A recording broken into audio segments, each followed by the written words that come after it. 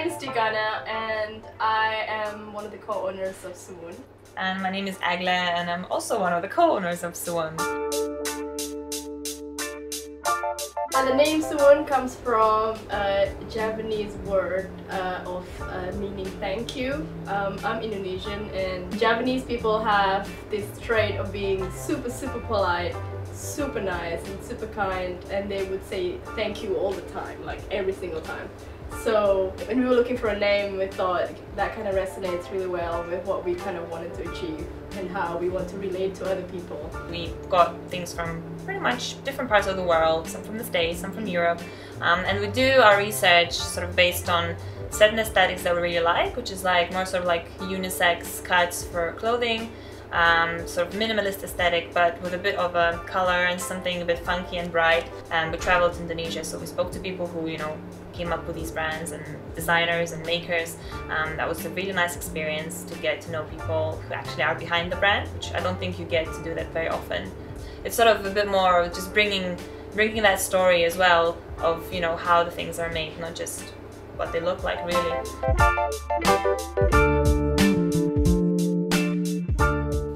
Kind of conceived the idea, we wanted to be about a lot about people that we know, it's all about our friends, it's all about what they stand for, what they do, and I think we try as much as possible to kind of bringing that kind of family community type thing that we can involve other people who want to showcase of what an amazing community we live in. And I think being kind of gender neutral, we have a very strong community presence that we really like to, I guess, bring out to the world. You know, we are hoping to engage with people that may not necessarily belong to a particular community, but people who care about, you know, what they're wearing, what they're consuming really, because we all consume things all the time.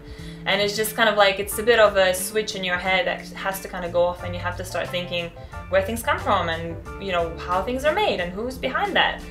It doesn't have to be like on a grand scale necessarily, it's just, you know, you had that moment of connection, which I think is also very important for us as well. Before we were opening, you know, we spent quite a bit of time trying to figure out like who would be the person we're speaking to, and I just don't think there is that one single person. I think there is a kind of range of people. You know, sharing these stories can sometimes be like really eye-opening, and you realize like, yeah, we do really want to make people think that this is not something that people should be doing in terms of like, you know, like gendered fitting rooms or, you know, segregated shop spaces where this is only for women, this is only for men. I just feel this is really like, is becoming more and more relevant, and I think people like in retail industry is definitely not really catching up with that.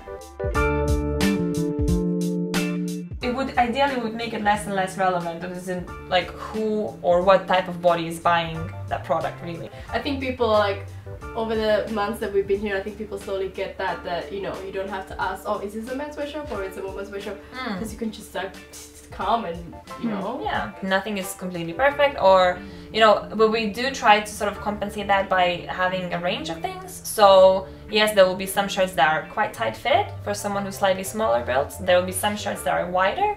So, you know, like I think that's sort of accommodating a little bit, but you've got like small, medium, large, whichever sizing, but that's just never going to be enough for, you know, like you're lucky if something fits you really. And I think we're kind of forced to think that it's your problem if something doesn't fit you, but when you think about it, it's just ridiculous.